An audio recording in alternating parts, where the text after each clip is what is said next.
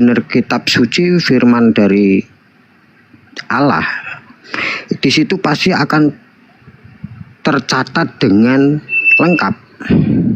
Bapaknya siapa, ibunya siapa, terus mengandung. Nah, yang ini dituliskan cuman silsilah terakhir dia lahir doang. Bener gak?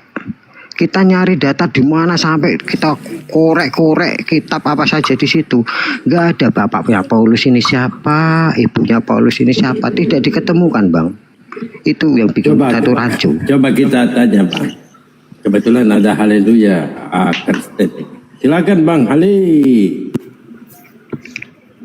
Ya, terima kasih Bang PS. Sejarahnya Paulus itu, iya kan, dia hanya diceritakan dari kesukuannya, dia dari suku Benyamin. Soal nama orang tuanya itu nggak dicatatkan karena menurut Tuhan itu nggak terlalu penting kan silsilah Paulus. Gitu dia sederhananya, Bang. Kenapa mereka, Bang? Kenapa kami ini selalu bertanya, apalagi Abang ini menjawabnya luar biasa. Tuhan tidak mementingkannya. Tetapi masalahnya, Bang,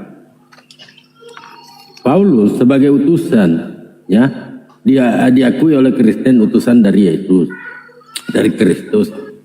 Yang menjadi masalah di sini, Tuhan, ya, Tuhan mempunyai silsilah. Sedangkan manusia yang bernama Paulus nggak punya silsilah.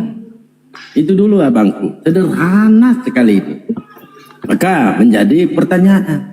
Tuhan mempunyai silsilah. Paulus sendiri nggak punya, gimana, abang? Silakan. Haleluya, haleluya. Haleluya, haleluya. Iya, gini dia, Bang PS. Yesus telah dikisahkan dalam kitab Ulangan pasal 18 ayat 18 oleh Musa. Jadi supaya sesuai dengan apa yang dijanjikan Musa, maka dia harus mempunyai silsilah yang bisa dipercayai bahwa apa yang dikatakan Musa itu adalah kebenaran. Karena dikatakan Musa dalam Ulangan pasal 18 ayat 18, saudaramu, berarti kan dari keturunan Israel. Karena saat itu Musa kan berbicara kepada umat Israel. Sedangkan Paulus kan nggak dinubuatkan tentang kedatangannya atau kejadiannya menjadi rasulnya Yesus. Sederhananya gitu dia, Bang PS. Luga binasa, haleluya, haleluya. Kita buka dulu Ulangan 18, 15 dan seterusnya. Sesungguhnya Tuhan Allahmu akan membangkitkan bagimu seorang nabi sama seperti Musa. Artinya sama seperti Musa, Bang. Betul nggak? Betul, Bang, betul. Abang. Iya, Bang. Kira-kira coba Abang tampilkan data-datanya. Apa kesamaan Musa dengan Yesus? Yang pertama, Musa mempunyai bapak dan ibu. Dan kedua, mujizat Musa membelah lautan dan tidak dibunuh oleh pengikutnya. Nah, kira-kira kesamaannya di mana? Silakan. Mujizat Musa membelah lautan.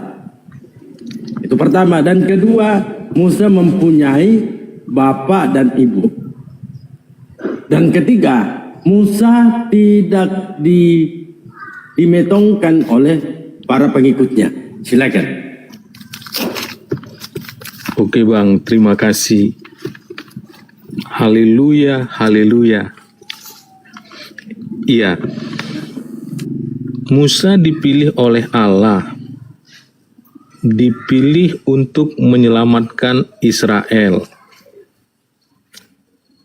Yesus juga dipilih oleh Allah untuk menyelamatkan Israel. Jadi persamaannya bisa kita lihat dari kedua hal itu sederhananya, Bang. Saya juga memilih Bandewa untuk menyelamatkan Jakarta. Saya juga memilih Pak Prabowo untuk menyelamatkan NKRI. Makanya saya coblos Pak Prabowo sebagai presiden. Nah pertanyaannya, apakah saya sama dengan Pak Prabowo? Simpel kan? Haleluya, haleluya. Siapa yang ketawa ini? Siapa yang ketawa? Nggak ada bang, nggak ada. Tidak, ini parit ini nanti saya terblokir. Yang ketawa lah. Itu bang, ketika abang mengatakan Musa dipilih oleh Allah untuk menyelamatkan Israel dan Yesus juga dipilih oleh Allah untuk menyelamatkan Israel, maka itulah kesamaannya menurut abang. Padahal ayat ini bukan bercerita tentang begitu. Makanya saya berikan analogi yang sangat sederhana.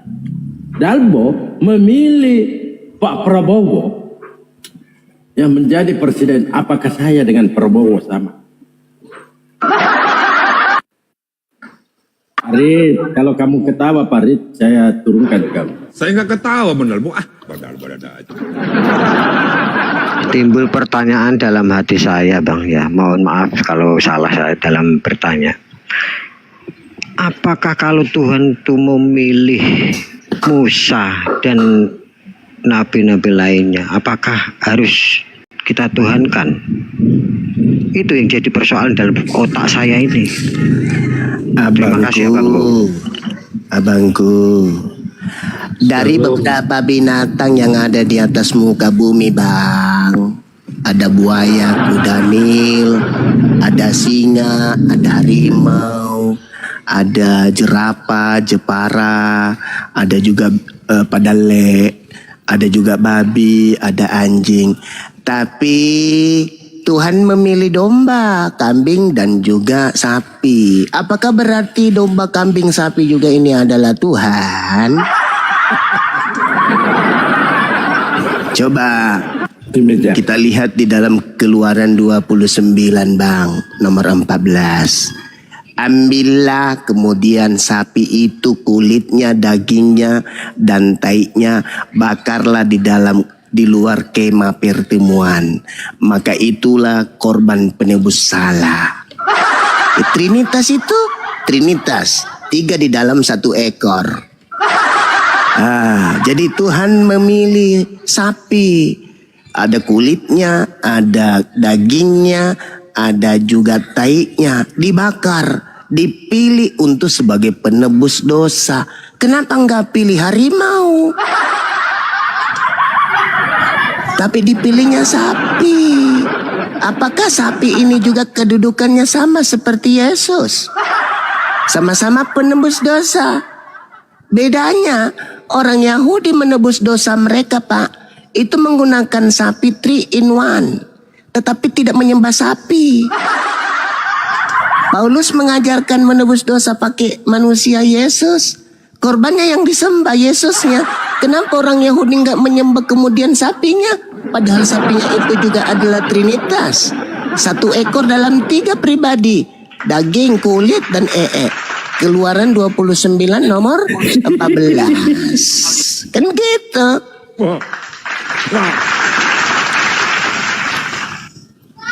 Ya, dipilih, silakan. Haleluya, haleluya. Ya, haleluya. Ya, lanjut. Ya, gini dia Bang Juma, iya kan? Iya. Dalam pasal 29 dari kitab Keluaran itu, ya kan? Iya. Itu kan dijelaskan mengenai pentahbisan Harun dan anak-anaknya. Jadi sewaktu itu Harun dan anak-anaknya dipilih oleh Allah untuk menjadi imam bagi Israel. Jadi ketika mereka sebelum menjadi imam, mereka harus melewati suatu pentahbisan, ya kan? Dan pentahbisan itu menggunakan lembu sebagai korban penghapus dosa supaya mereka menjadi yang disucikan dari dosa-dosanya untuk layak menjabat sebagai imam. Sederhananya gitu dia Bang Juma. Ya sama Bang, Anda dipilih menjadi anak-anak Tuhan, dipilih menjadi anak-anak dewa, anak-anak Theos, dengan menggunakan pentahiran, pentasbihan darah Yesus. Sama, berarti kedudukan Yesus sama seperti seekor sapi. Kan begitu.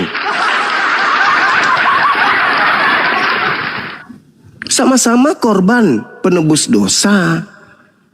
Iya kan? Padahal perintah Tuhannya, janganlah engkau kemudian, katakanlah kepada orang Yahudi, apabila mereka ingin mempersembahkan korban persembahan kepada Tuhan, hendaklah mereka mempersembahkan domba, kambing, sapi, lembu. Nah, kenapa di dalam Yohanes 1 nomor 29 Yesus kemudian dikatakan, inilah anak domba Tuhan yang akan menebus dosa dunia. Kenapa dikatakan begitu? Karena Yesus sedang disetarakan dengan binatang korban. Itu loh. Kenapa harus dikatakan domba Yesus ini? Kenapa? Karena memang orang Yahudi tahu bahwa Tuhan mereka ketika ingin menebus dosa, Tuhan minta korban hewan, bukan manusia. Makanya supaya Yesus ini dianggap hewan, dikatakanlah inilah anak domba Tuhan yang dikhususkan untuk menebus dosa manusia. Jadi Yesus di sini dipaksakan setara dengan seekor kambing. Itu real. Itu fakta. Itulah yang terjadi. Maka kesalahan fatal orang Kristen menggantikan kurban-kurban yang dipersembahkan oleh orang Yahudi dengan menggunakan manusia. Kenapa? Karena Paulus ingin menjual Tuhannya orang Yunani. Tuhannya penganut ajaran politeisme, yaitu Krishna, agar supaya mereka menuhankan si Krishna ini dalam nama Yesus.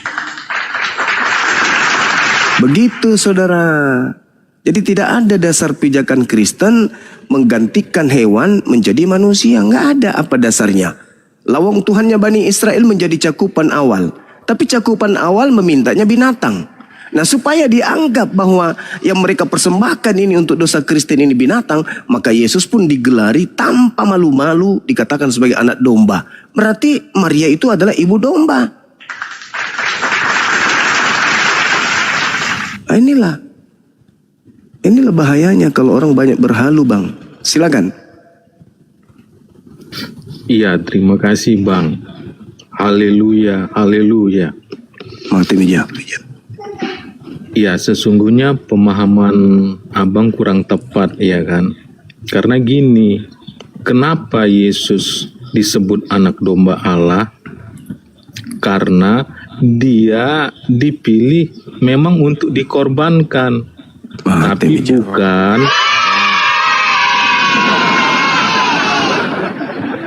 tapi bukan untuk disamakan dengan domba ataupun lembu yang sebagai korban untuk orang Israel. Dia nggak disamakan, Bang. Tapi sesuai dengan ajaran Musa, iya kan? Kalau setiap penghapusan dosa kan perlu darah yang dicurahkan. Nah, Yesus kan darahnya juga akan dicurahkan melalui penyalipan. Makanya Yohanes Pembaptis menubuatkan dia sebagai anak domba Allah. Gitu sederhananya, Bang. Oke. Begini Saudara Hale. Kalau Anda mengatakan bahwasanya bukan menyetarakan, ya saya juga mengiyakan itu. Kenapa? Karena Kristen bukan hanya mengatakan Yesus itu anak domba, tapi lebih hina daripada itu. Tidak ada korban domba, kambing, sapi, lembu bagi Bani Israel dikatakan kutuk. Nggak ada. Satu-satunya korban yang dinyatakan kutuk hanya korbannya Kristen, yaitu Yesus. Ada nggak kemudian sapi dianggap kutuk? Ada nggak dianggap domba itu sebagai kutuk ketika dipersembahkan untuk dosa-dosa orang Yahudi? Nggak ada. Tapi yang satu ini, Kristus telah menebus Kristen dengan jalan menjadi kutuk. oleh karena Kristen, sebab ada tertulis, terkutuklah dia Yesus yang digantung di atas salib. Sampai segitunya kan? Dikutuk, sudah dia jadi korban, dijadikan lagi sebagai kutuk. Luar biasa. Jadi ya saya katakan ngeri memang ajaran saudara ini. Mengorbankan kemudian manusia demi untuk nafsu keduniawian kalian. Makanya Paulus mengatakan kita sudah dimerdekakan dari aturan-aturan, dibebaskan dari kuk penghambaan. Kenapa? Karena sudah ada Yesus yang mendamaikan kita. Maka tidak boleh lagi ikut ajaran-ajaran, aturan-aturan Tuhan. Sekarang kita sudah merdeka. Kita sudah bebas. Galatia 1 nomor 5, nomor 2 dan seterusnya. Nah itulah Kristen. Kolose 2 nomor 16 sampai nomor 23. Jadi Kristen ini ya benar nama Anda itu haleluya. Oh haleluya, sorry. Kupikir haleluya. Jadi berhalusinasi gitu loh. Berhalusinasi, dosanya ditebus pakai darah manusia. Tidak ada konsep itu bang. Yesus di dalam Matius 8 nomor 4, pergilah perlihatkanlah dirimu di hadapan para imam. Persembahkanlah persembahan yang diperintahkan oleh Nabi Musa kepada kalian. Apa yang diperintahkan? Imamat 1 nomor 2. Apa itu? Kambing, domba, sapi, lembu. Nah supaya Yesus ini disetarakan dengan kambing, maka dikatakanlah di dalam karangan Yohanes, inilah anak domba Theos yang akan menebus dosa dunia. Kan begitu. Begini aja deh bang, begini aja. Ada nggak kemudian data di dalam kitabnya Yahudi, Tuhan membolehkan kemudian mempersembahkan manusia untuk dosa? Setahu saya nggak ada. Ada nggak bang? Nggak ada bang, nggak ada. Ya nggak ada.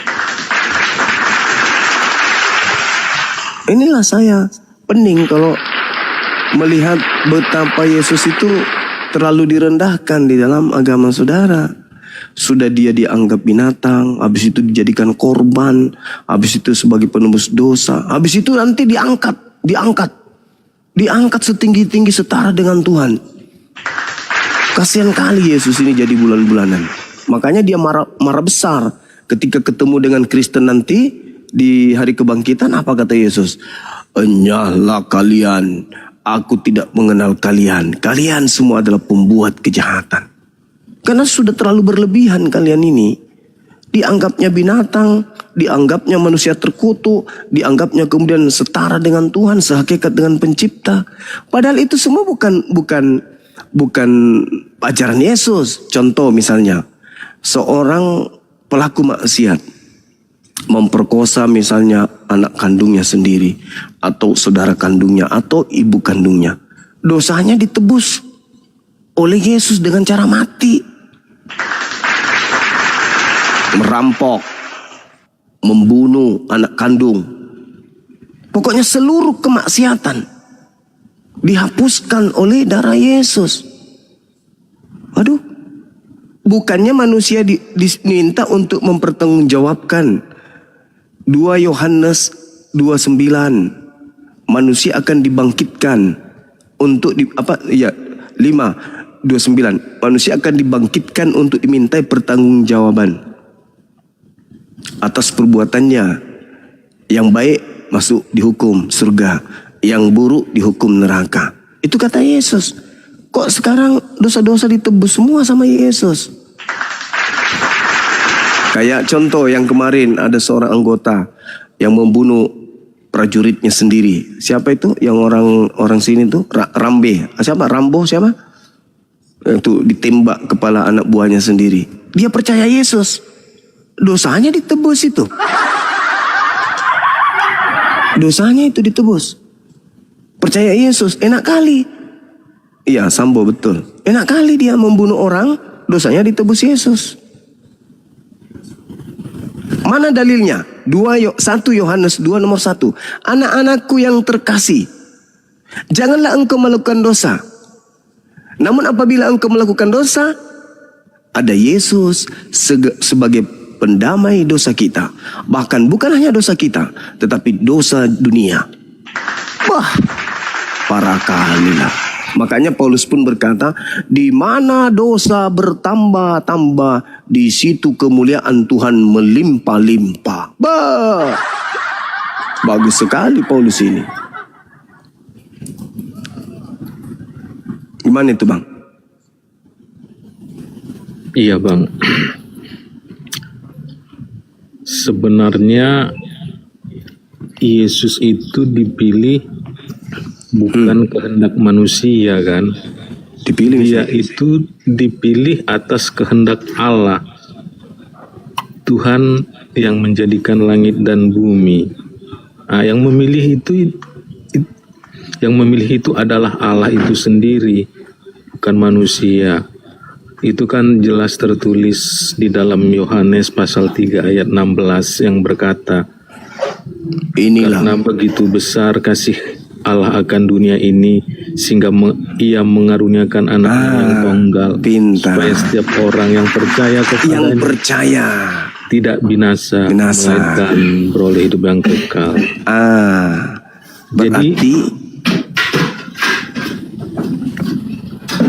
Berarti harus percaya. Kalau orang percaya kepada Yesus, artinya nggak boleh percaya kepada penyaliban. Karena Yesus mengajarkan bahwa Matius 5 nomor 19, barang siapa yang meniadakan hukum Taurat meskipun yang paling terkecil, hukum Tauratnya kurbannya hewan. Kalau itu ditiadakan, dijadikan sebagai manusia, berarti Anda tidak percaya kepada Yesus. Jangan kau tiadakan hukum Taurat sedikit pun meskipun yang paling terkecil. Kapan kamu tiadakan lalu kau ajarkan kepada orang lain, kau akan menempati neraka. Kalau percaya kepada Yesus, ya jangan percaya kepada penyaliban. Begitu besar kasih karunia Tuhan akan dunia ini sehingga ia menganugerahkan anaknya. Barang siapa yang percaya kepadanya memperoleh hidup yang kekal. Yang tidak percaya mati dalam dosanya. Ketika Yesus mengatakan, barang siapa yang meniadakan hukum Taurat, semisal Imamat 1 nomor 2, berkurban penebus dosa adalah hewan ternak diganti menjadi pohon atau manusia, maka dia akan menempati neraka. Tuh, kalau Anda percaya ya jangan percaya penyaliban dong. Justru kami yang percaya kepada Yesus. Sedangkan pola yang ingin dijual oleh Paulus apa? Coba lihat di dalam suratnya di dalam Roma 5 nomor 20. Tetapi hukum Taurat ditambahkan supaya pelanggaran menjadi semakin banyak. Dan di mana dosa bertambah banyak, di situ kasih karunia menjadi berlimpah-limpah. Wajar kalau rumah ibadah dipenuhi dengan kemaksiatan. Kenapa? Karena di mana banyak kemaksiatan, di situ karunia Tuhan berlimpah. Dalil itu dalil. Di mana kemaksiatan itu semakin merajalela, semakin bertambah-tambah, semakin menjamur, disitulah kasih karunia menjadi berlimpah-limpah. Ini ajaran apa kayak helikopter? Di mana ada dosa, di situ kemudian ada kasih karunia. Mau enggak di gereja ini ada datang kasih karunia Tuhan? Mau. Mari kita bermaksiat yuk. Rame-rame. Angkat botol. Joget-jogetan. Itu kan dalil tuh. Roma 5 nomor 20. Sementara Tuhan itu membenci yang namanya kemaksiatan, membenci yang namanya dosa. Kok di mana ada dosa di situ banyak melimpah kasih karunia? Maksudnya apa itu, Bang? Inilah pola barat yang dianut oleh orang-orang Vatikan, oleh orang-orang Romawi sebagai penguasa setengah dari bumi saat itu, yang ingin dilegalkan oleh Paulus dengan mengatasnamakan Yesus. Makanya Yesus berkata kepada pengikutnya, waspada dari penyesat iblis yang datang kepada kalian dengan memakai namaku dan berkata akulah Kristus. Mereka akan menyesatkan banyak orang. Orang yang banyak yang disesatkan itu ya Kristen. Kristus yang datang kepada Paulus yang mengajarkan dosa ditebus dengan darah manusia, itulah Sedangkan anak Maria yang datang kepada Bani Israel itu manusia. Sedangkan Paulus mengatakan Kristus Yesus yang datang kepadaku bukan manusia. Nah, kalau bukan manusia lalu apa? Tuhan tidak mungkin. Karena Tuhan tidak mungkin kemudian netek sama wanita. Tuhan tidak mungkin punya nonot. Tuhan tidak mungkin lapar. Nah, sementara dia mengatakan dia bukan manusia. Lalu kalau bukan manusia lalu apa? Satu-satunya kandidat ya iblis. Jadi Yesus yang datang adalah penyesat, kata Yesus di dalam Matius 24. Waspadalah kepada penyesat yang datang kepadamu dengan memakai nama Yesus dan berkata, akulah Kristus. Mereka akan menyesatkan banyak orang. Nah, yang datang kepada Paulus, yang datang kepada pengarang kitab Wahyu, yang datang kepada Lukas, yang datang kepada Markus, yang datang kepada Petrus, itu semua adalah Kristus-Kristus palsu yang mereka ajarkan itu. Inilah yang minta diwaspadai kemudian. Sedangkan Anda tidak mewaspadainya. Anda malah menguatkan ajaran Kristus palsu itu. Dengan apa? Dengan mengajarkan orang untuk percaya kepada pengorbanan di atas salib. Padahal Yesus melarang penyaliban itu, Yesus nggak mau. Coba Anda baca Yohanes 8 nomor 23, 43, 32 sampai nomor 44. Di situ Yesus nggak mau. Justru Yesus menganggap orang yang ingin membunuhnya adalah anak-anak iblis. Iblislah yang menjadi bapakmu. Jadi membunuh Yesus bukan menebus dosa, tetapi melahirkan dosa. Siapa yang mewariskan dosa? Adam atau Paulus? Iya, Paulus. Adam itu tidak pernah mewariskan dosa. Yang mewariskan dosa itu Paulus. Karena Pauluslah yang melantik si Kristus setara dengan pencipta langit dan bumi. Dia itu. Kalau Adam cuma makan buah ilmu pengetahuan, baik dan jahat, dosanya tidak diwariskan. Tapi kalau Paulus melantik manusia, Kristus menjadi sama seperti Tuhannya Yahudi. Ini dosa yang diwariskan oleh Paulus kepada orang Kristen. Islam datang mencuci kalian dari dosa-dosa itu kalau mau mendengarkan Islam. Tapi kalau Islam pun ditolak, lalu butuh juru selamat dari mana lagi? Tak ada lagi nabi setelah Nabi Muhammad. Tidak ada lagi umat sebaik umat Nabi Muhammad. Anda dinasehati sama umat Nabi Muhammad nih. Anda nggak mau terima, ya neraka jahanam tempatnya, kekal di sana. Coba nanti nih, Anda punya anak. Begitu dia sudah bisa mengerti, Anda ajarin. Anakku, iya paman, kita ke gereja yuk. Ngapain? Di mana dosa bertambah banyak, di sana kasih karunia berlimpah-limpah. Anda ajak anak Anda ke gereja nyembah Kristus. Padahal Yesus nggak pernah ngajarkan itu. Anda ajarkan anak Anda makan babi, tidak bersunat, minum khamar dan seterusnya. Berarti Anda mewariskan dosa itu kepada anak Anda. Anak Anda juga nanti mewariskan kepada cucu Anda. Cucu Anda mewariskan kepada cicit Anda. Mati Anda lebih duluan, di alam kubur aja sudah dipanggang, belum masuk neraka. Kenapa? Karena Anda mewariskan dosa-dosa yang sangat luar biasa, yang sangat dimurkai oleh Tuhan kepada keturunan abang. Seperti itu saudaraku, haleluya. Haleluya, haleluya. Semoga kasih karunia berlimpah-limpah atas kita semua. Ya gini dia bang. Dalam Roma pasal 5 ayat 20 itu kan tertulis seperti ini. Tetapi hukum Taurat ditambahkan supaya pelanggaran menjadi semakin banyak, dan di mana dosa bertambah banyak, di situ kasih karunia menjadi berlimpah-limpah. Di dalam kami sebagai umat Kristen yang memperoleh pengajaran Alkitabiah, ya kan? Itu maknanya seperti ini dia bang. Sewaktu hukum Taurat itu belum ada, iya kan? Kita nggak tahu dosa itu apa.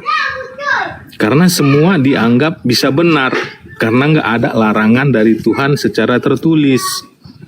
Tetapi setelah ada hukum Taurat, semua yang dilarang hukum Taurat itu jika dilakukan manusia menjadikan manusia itu berdosa. Sehingga itulah makanya dinyatakan dosa semakin banyak, kasih karunia berlimpah-limpah. Artinya apa? Ketika kita melakukan satu dosa, ya kan, kita akan menerima pengampunan itu sedikit. Tetapi ketika seseorang melakukan banyak dosa, kasih karunia itu bisa dicurahkan dengan limpahnya, dengan banyaknya.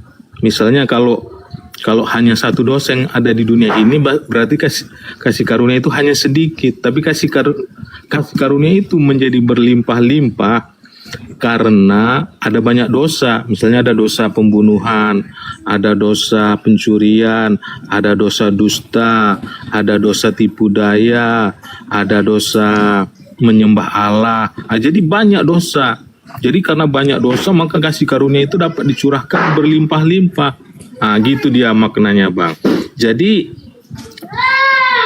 bukan berarti karena kita menerima kasih karunia berlimpah-limpah maka kita harus melakukan dosa dulu. Itu salah. Tapi yang benar gini, ketika orang-orang belum mengenal Yesus, ya kan, belum percaya kepada Yesus, kan orang-orang itu di hadapan Yesus sudah terhitung sebagai orang berdosa. Karena dia udah terhitung sebagai orang berdosa, ya kan, makanya dia perlu penghapusan dosa. Bagaimana caranya? Caranya adalah dengan percayai Yesus sebagai Kristus dan Tuhan. Lewat doa pengakuan iman lalu dibaptis. Gitu dia sederhananya, Bang. Oke. Inilah kemudian yang dinubuatkan oleh Yesus dalam Matius 24 nomor 15. Apabila si pembinasa keji ini duduk sebagai rasul, seperti yang telah dinubuatkan oleh Nabi Daniel di dalam kitab Daniel 7 nomor 25, memutarbalikkan hukum Tuhan. Hukum Taurat itu ditambahkan supaya pelanggaran semakin menjadi banyak. Undang-undang itu dibuat supaya tidak banyak pelanggaran. Ini kok undang-undang dibuat supaya semakin banyak pelanggaran. Di mana dosa bertambah banyak, di sana kasih karunia menjadi berlimpah-limpah. Di mana banyak pelanggaran lampu merah, di sana banyak surat tilang. Itu baru betul. Tetapi hukum Taurat ditambahkan supaya jangan banyak melanggar. Dan di mana dosa bertambah banyak, di situ murka Tuhan akan semakin banyak. Karena Tuhan murka kepada dosa. Bukan Tuhan itu mengasihi dosa, enggak. Ini kok kebalik Paulus ini memang. Dia memutarbalikkan hukum Tuhan. Ulangan 4, jangan kau nambah, jangan kau mengurangi. Akan tetapi tuliskan, hafalkan, baca berulang. Apabila engkau jalan, berdiri dan seterusnya. Ajari anakmu, kalau perlu ikat di tanganmu, tulis di pintu gerbang rumahmu. Supaya kamu tidak mengurangi, supaya kamu tidak menambahkan. Ini malah kok aneh. Hukum Taurat ditambah supaya pelanggaran menjadi banyak. Di Indonesia ini, Bang, kalau sudah banyak pelanggaran yang dilihat oleh pemerintah, maka pemerintah bikin aturan supaya pelanggaran itu berkurang. Bukan bikin aturan supaya banyak dilanggar. Bukan. Pemerintah memutuskan kepada rakyat Indonesia, di awal bulan Mei 2025 kita akan merevisi undang-undang dengan anggaran APBN dan seterusnya supaya aturan semakin banyak dan supaya semakin banyak kemudian pelanggaran dan banyak denda. Mati meja. Aturan dibuat supaya pelanggaran dikurangi. Karena Tuhan itu maha mengetahui, Tuhan itu maha melihat, Tuhan itu maha menyaksikan. Bukankah konsep Kristen sendiri yang mengatakan Adam sudah jatuh ke dalam dosa sehingga manusia jatuh ke dalam dosa seluruhnya. Berarti harus dibuat aturan supaya dosa itu tidak bertambah. Bukan malah dia bikin aturan supaya bertambah dosa. Ini konsep yang dibalik-balik. Dan hanya orang yang memiliki hikmat yang bisa paham itu. Di mana dosa bertambah, di situ kasih karunia menjadi berlimpah-limpah. Coba. Sekarang ketika orang ke masjid tidak ada dosa di situ, tidak ada kasih. Ketika orang pergi ke tempat diskotik, di sana ada narkobeng dan seterusnya, di situ ada seks bebas dan seterusnya. Situlah kasih karunia melimpah, gitu maksudnya. Pantas saja barat, dunia barat itu semakin ramai ke tempat-tempat maksiat karena ternyata di situ ada kasih karunia menumpuk-numpuk. Alamak, kalau di Islam di mana banyak dosa di situlah azab Allah turun, bukan kasih karunia yang turun. Memang kebalik lah agama Anda ini. Kebalik. Kalau kami di Islam semakin banyak maksiat, semakin banyak laknat, semakin banyak kutuk. Kalau di Anda semakin banyak dosa, semakin banyak kasih karunia. Pantas saja kalian berlomba-lomba bikin dosa.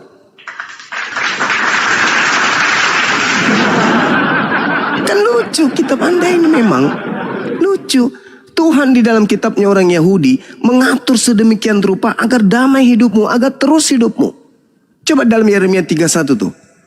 Aku akan mengadakan perjanjian dengan Bani Israel dan Bani Yehuda. Apa itu perjanjiannya, Pak? Aku akan menanamkan ke dalam batin setiap Bani Israel hukum Taurat agar mereka bisa hidup. Makanya salah konsepsi Paulus ketika dia mengatakan Kristus telah menebus Kristen dari kutuk hukum Taurat. Tuh, sejak kapan Taurat itu kutuk? Justru yang tidak melakukan hukum Taurat itulah yang kutuk. Yang tidak melakukan hukum Taurat itulah yang kena kutuk. Ulangan 27 nomor 26. Terkutuklah orang yang tidak menepati perkataan dengan perbuatan di dalam hukum Taurat. Ya seperti Kristen ini.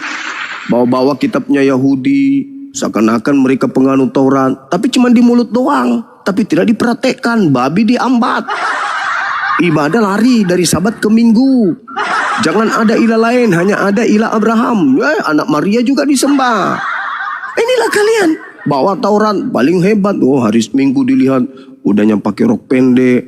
Pakai hak tinggi jalan. Bawa kitab diketek jalan. Wah anak-anak Tuhan lewat. Bawa terjemahan kitabnya Yahudi. Cie. Padahal perintahnya di dalam itu bertudung. Jaga auratmu. Ya. Seakan-akan dia ingin pamer. Kami anak-anak Tuhan loh. Tuhan siapa? Tuhan Paulus. Haleluya. Jadi begitu bang. Agama Anda itu kebalik memang. Kebalik. Dan nanti mereka seakan-akan benar-benar baik ketika Indonesia sudah merdeka. Sebelum Indonesia merdeka. Tidak ada kemudian orang dari Kristen yang mampu berkhotbah di lorong-lorong. Marilah kita kepada Tuhan Yesus. Yang penuh kasih. Dia adalah mengasihi musuhmu. Habis itu kiri kanan meledak. Boom. Boom. Belanda yang datang bawa agama tersebut menembak, membunuh, membuat jutaan anak jadi yatim, jutaan wanita jadi janda.